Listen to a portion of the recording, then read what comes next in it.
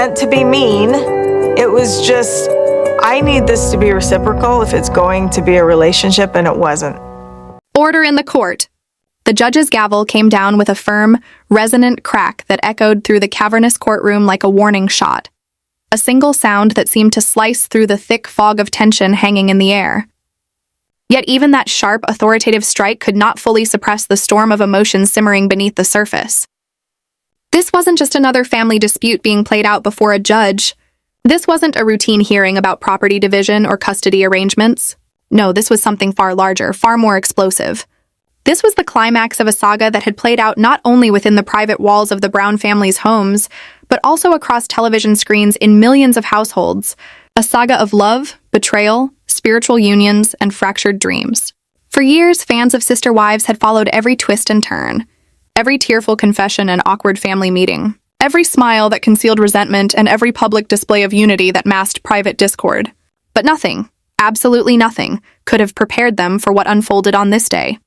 What was about to take place would shake the foundations of the Brown family, shatter long-standing illusions, and leave the entire world gasping in disbelief. At the very center of this unfolding drama stood one woman, Meri Brown. Once upon a time, Meri had been Kody Brown's first wife, the matriarch who stood beside him when the grand experiment of plural marriage first began. She was the original cornerstone of a sprawling, complicated family that had captivated the public's imagination. But today, she stood not as Kody's partner, not even as a scorned ex-wife looking for closure, but as his most formidable adversary. She entered the courtroom transformed. Gone was the soft-spoken, often overlooked figure viewers had seen for years on their television screens. The woman who tried desperately to keep the peace, who swallowed her pain for the sake of harmony, who often seemed sidelined while others took center stage. In her place stood a new Meri, one forged in the crucible of betrayal and injustice. She wore a crisp, perfectly tailored navy suit that spoke of quiet authority. Her hair was swept back neatly from her face, every strand perfectly in place, and in her hands she carried a thick folder of documents that seemed almost to hum with significance.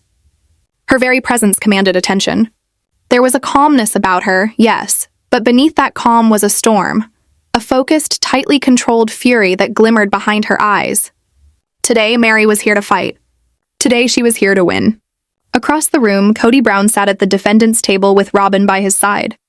But he was a shadow of the man the world once knew.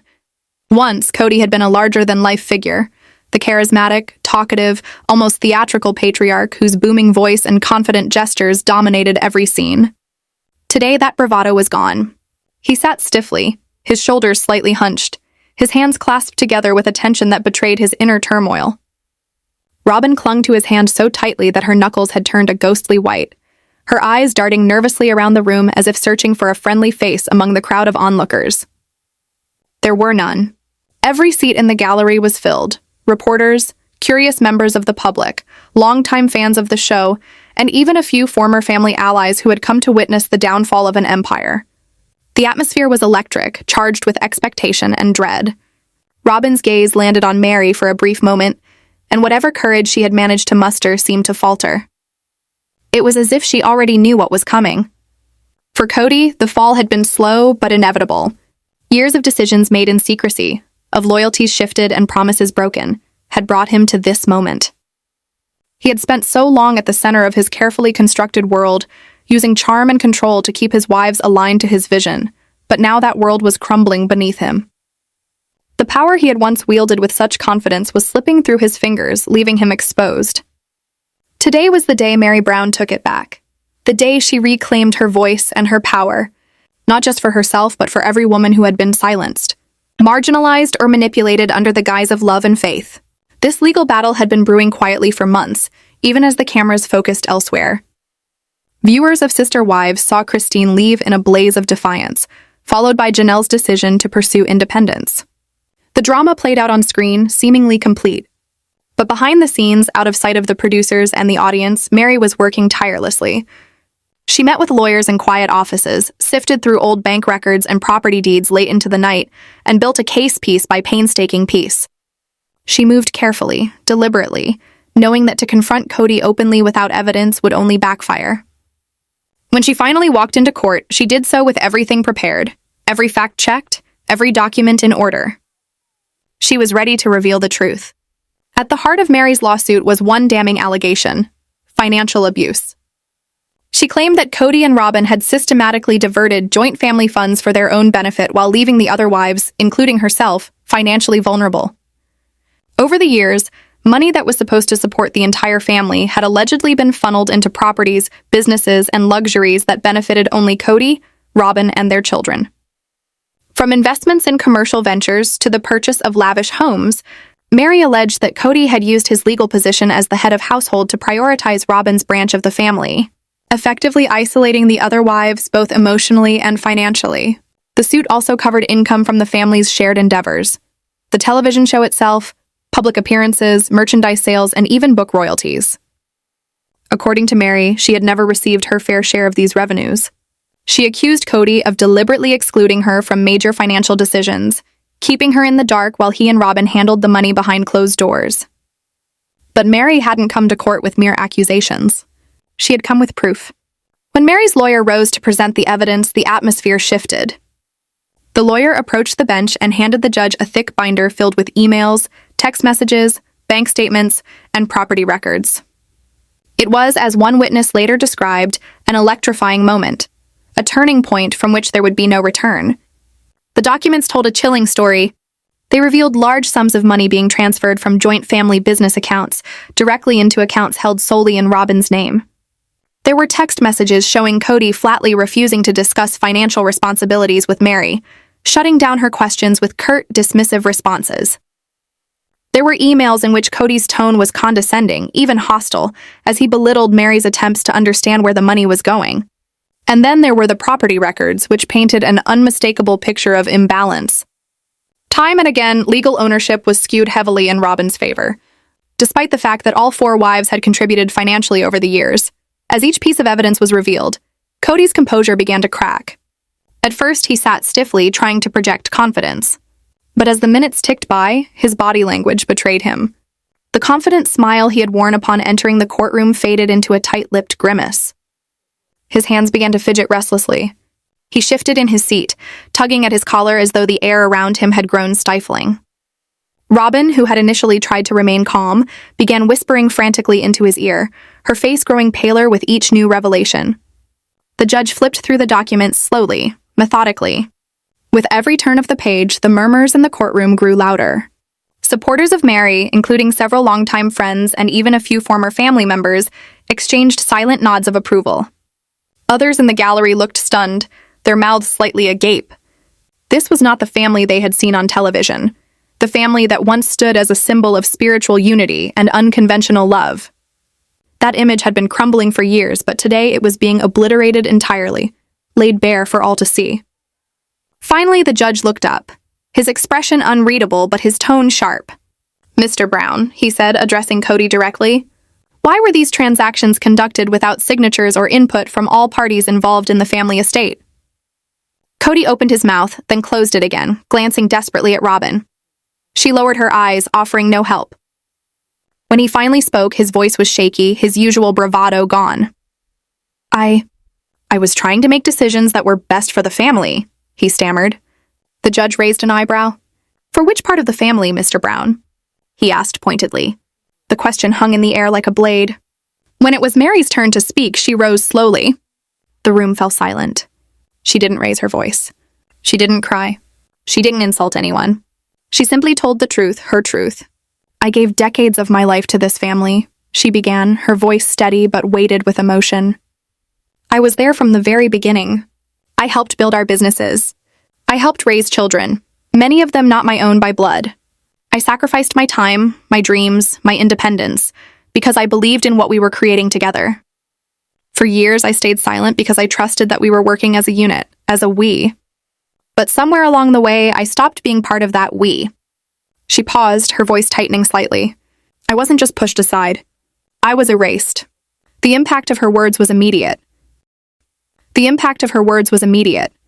The courtroom was charged with a heavy, suffocating tension that seemed to cling to every surface like a dense fog, the kind that makes breathing difficult and clear thought almost impossible. It was the kind of silence that carried weight, a silence so oppressive that when it broke, it would shatter like glass. Witnesses seated near the front would later recall the precise moment when everything shifted, the exact second the atmosphere transformed from simmering unease to full-blown chaos. It began quietly, almost imperceptibly, with a quiver of Robyn Brown's hands. She sat just behind Kody, her body language betraying a storm of emotions beneath her carefully cultivated facade. Her fingers trembled as they twisted in her lap, her eyes darting around the courtroom, unable to settle on any single point. Not the judge seated high upon the bench, not the lawyers exchanging sharp glances and whispered strategies, not even her husband, whose very presence seemed to grow more menacing with each passing second. This was not the confident, in-control Robyn that viewers of Sister Wives thought they knew. This was a woman unraveling in real time before a packed courtroom, a woman suddenly confronting the weight of years of silence, denial, and complicity. The moment it truly began was when witnesses distinctly heard Robyn whisper, her voice shaky and cracking under the pressure, "You told me everything was taken care of." Those words, though barely above a whisper, reverberated through the room like a thunderclap. The energy shifted instantly. Up until that point, Robyn had largely been seen as a passive player in the ongoing drama, a woman deeply in love, perhaps naive, perhaps manipulated, but ultimately a victim of circumstance rather than a co-conspirator. She had been painted by many as a tragic figure trapped in a web she didn't weave, clinging desperately to Kody out of love, loyalty, or fear. But in that single moment, everything changed. The burden of years of secret decisions, of favoritism so blatant it had destroyed relationships and futures, of enabling behaviors that propped up Kody's dominance, all came crashing down around her. Robyn placed her trembling hands over her face, her shoulders shaking, and for a brief, heart-stopping moment, it seemed as though she might bolt from the room altogether. She did attempt to rise, desperate to flee the oppressive scrutiny of the crowd, but the bailiff firmly instructed her to remain seated until the testimony concluded. Her aborted escape only heightened the drama, the sense that the carefully constructed facade of unity and control was splintering right before everyone's eyes. All eyes then turned to Kody's lawyer as he prepared to defend a case that was already spiraling out of control. The tension was palpable, a taut wire stretched to its breaking point. People in the gallery leaned forward, their collective breath held. How could Kody possibly defend himself now? What argument could possibly withstand the tide of damning evidence Meri had unleashed? When Kody himself finally took the stand, the contrast between the man he once projected himself to be and the man who now stood before them was staggering. Gone was the boastful television patriarch, the man who had held court in living rooms across America with grand speeches about faith, family, and spiritual leadership. In his place stood a man cornered and trembling, his usual swagger replaced with uncertainty and visible dread. "I never meant to hurt anyone," Kody began, his voice lower than usual, lacking the bombast that had once been his trademark. "I tried to guide the family in love.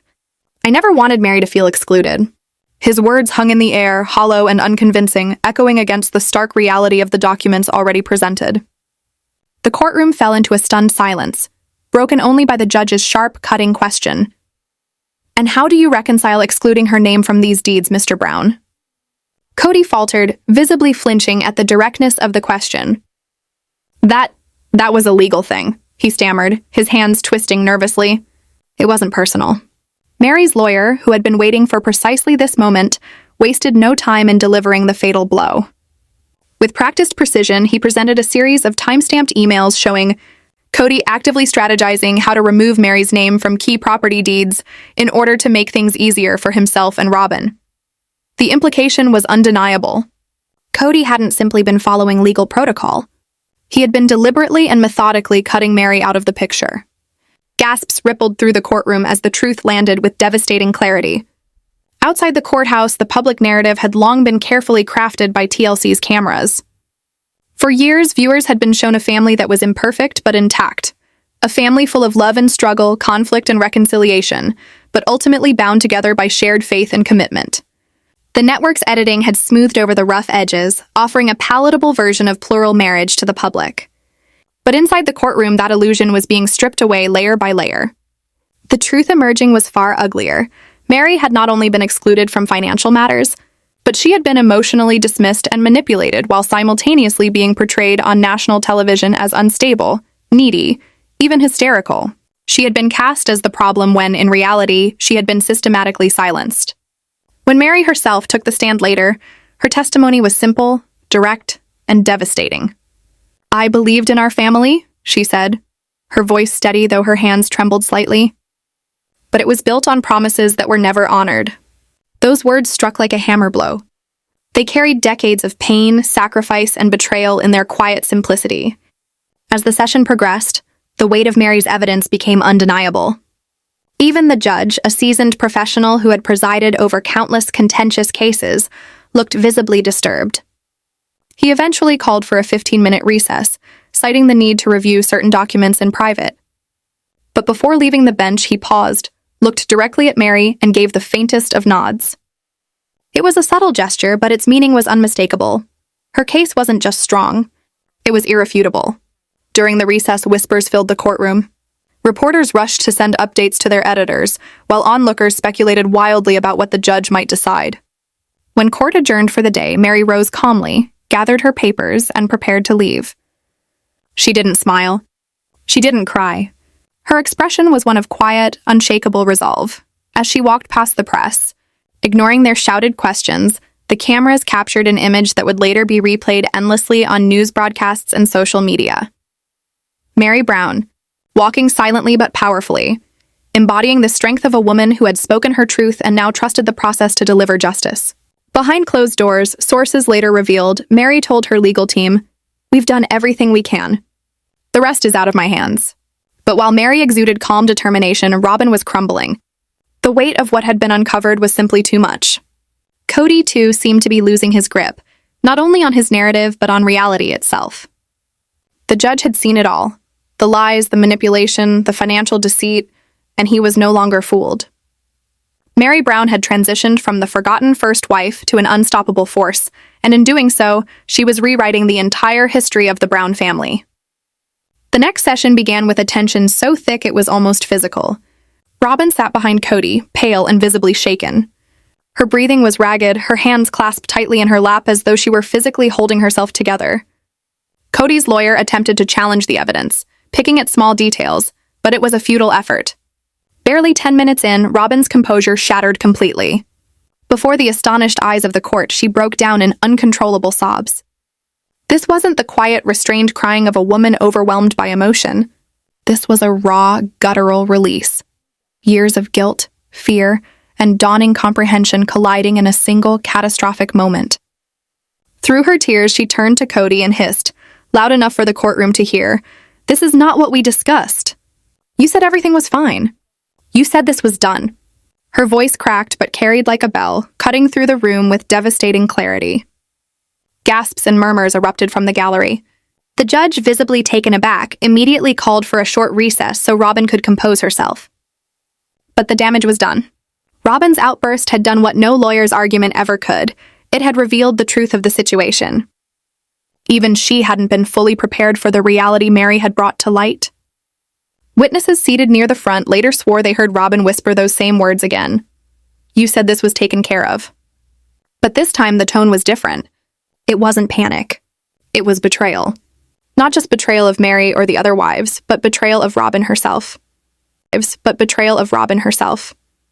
The courtroom was suffocatingly silent, the kind of silence that carried the weight of 1,000 unspoken truths, the sort that made every shuffle of feet, every nervous cough, sound like a thunderclap in the tense air, and at the center of it all sat Kody Brown, a man who had once commanded a household, a television empire, and the hearts of 4 women, now reduced to a figure trembling on the edge of collapse, as the judge's voice echoed like a hammer striking stone, deliberate, unyielding, and inescapable. "Mr. Kody Brown," the judge began, his tone firm, his eyes sharp as steel cutting through the pretense Kody had worn for years like a carefully chosen suit. "You are hereby directed to pay all outstanding financial debts owed to Meri Brown, including but not limited to unpaid spousal support, the division of property as originally agreed upon by both parties, and the immediate repayment of the $47,000 spent without mutual consent." And the words did not simply fall into the room. They landed like grenades, detonating decades of silence, resentment, and betrayal. And as they reverberated through the chamber, Robyn, Kody's last remaining wife and once his most staunch defender, let out a strangled sound, her hand flying to her mouth as tears burst from her eyes unbidden. No, this can't be happening," she whispered in a choked gasp. shaking her head with a desperation that made the people seated near her turn away, uncomfortable witnesses to her unraveling, while Meri sat perfectly still, an immovable pillar of quiet strength, her face serene yet etched with the scars of years of pain endured in shadows, her hands releasing the white-knuckled grip they'd held on the wooden bench in front of her, as though finally, she could breathe again after a decade of holding her breath beneath the crushing weight of Kody's dominance. And outside, beyond the heavy oak doors, cameras flashed, news vans idled, and Sister Wives fans buzzed like an angry hive, waiting to see which way the scales of justice would tip, waiting to witness history unfold before their eyes. But inside, the judge continued, unshaken by Robyn's sobs or the tension thrumming like a live wire through the room, calmly detailing the enforcement procedures, laying out timelines and consequences, his words a relentless march forward, while Robyn, unable to bear it another second, surged to her feet, her eyes red and wild, tears streaming down her cheeks in twin rivers of anguish and fury. "You don't get it!" she screamed, her voice breaking as she jabbed a trembling finger in the judge's direction, then swung it towards Meri. "He did everything for us, for this family. He sacrificed, he gave, he held us all together when everyone else wanted to tear us apart." And before she could say more, a bailiff stepped forward, gentle yet firm, guiding her back into her seat with quiet words of comfort, while the judge, unruffled and composed, looked at her over the rim of his glasses and said with the kind of cold authority that could freeze a tempest, "Mrs. Robyn Brown, you will conduct yourself with appropriate respect in this courtroom, or you may choose to leave.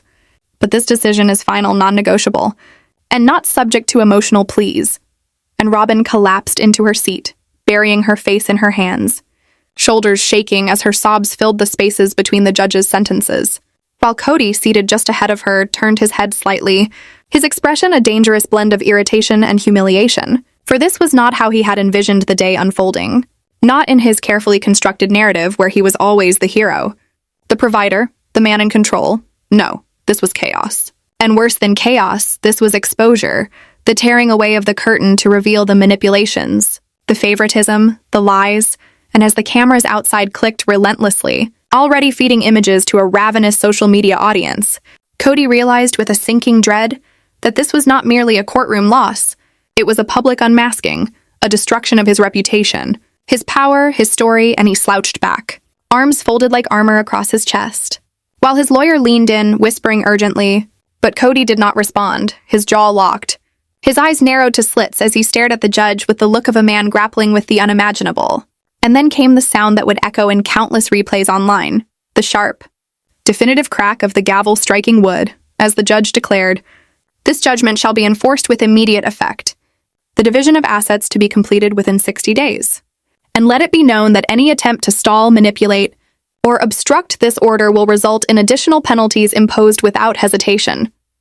And a murmur rippled through the room, a mix of shock and vindication, while Kody growled something under his breath, words too low to be fully heard but later speculated upon by many, some swearing he muttered, "She planned this all along," as if clinging to the last vestiges of a narrative where Meri was the schemer and he the victim.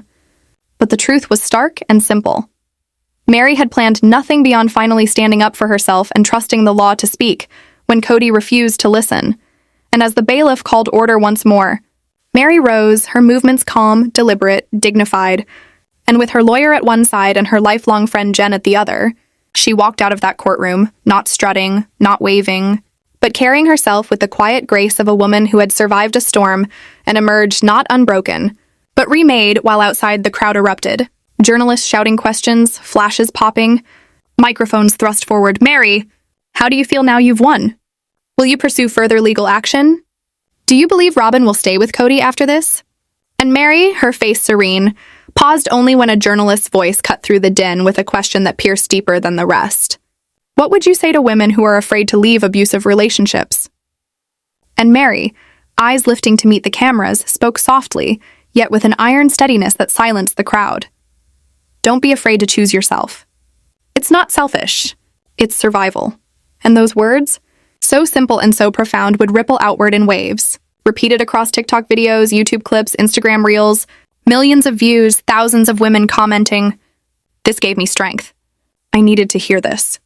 And in that moment, Meri Brown became not just a woman who had won a case, but a symbol, a warrior for those who had been silenced too long, While back inside the now emptying courtroom, Robyn sat alone, mascara streaking down her cheeks, staring at Kody with an almost desperate plea for comfort, reassurance, something to cling to. But Kody offered her nothing, merely stood, shook hands with his lawyer in a detached, perfunctory gesture, and walked out without so much as a glance in her direction.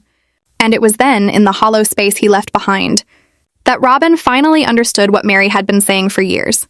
Kody had never truly loved, only controlled, and when his control crumbled, so too did his loyalty, leaving Robyn to whisper into the silence, "What did we do?"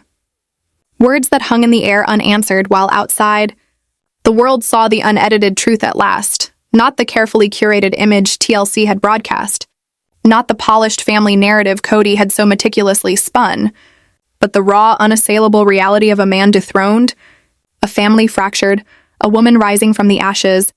And as headlines blazed across the internet, Robyn Brown breaks down in court, Kody Brown's empire collapses, Meri Brown emerges victorious. The social media frenzy reached fever pitch. Hashtags like Meri wins and Kody verdict trending globally within minutes. TikTok flooded with courtroom analysis, Twitter alive with barbed commentary like, "Karma finally caught up to Kody Brown, and it was wearing heels named Meri," and Robyn crying like she's the victim. Girl, sit down. Even longtime Sister Wives fans who had abandoned the show years ago returned for this drama, hungry for closure, and closure is what they got. For Meri's victory was not just hers alone. It was a reckoning for all the silent ones.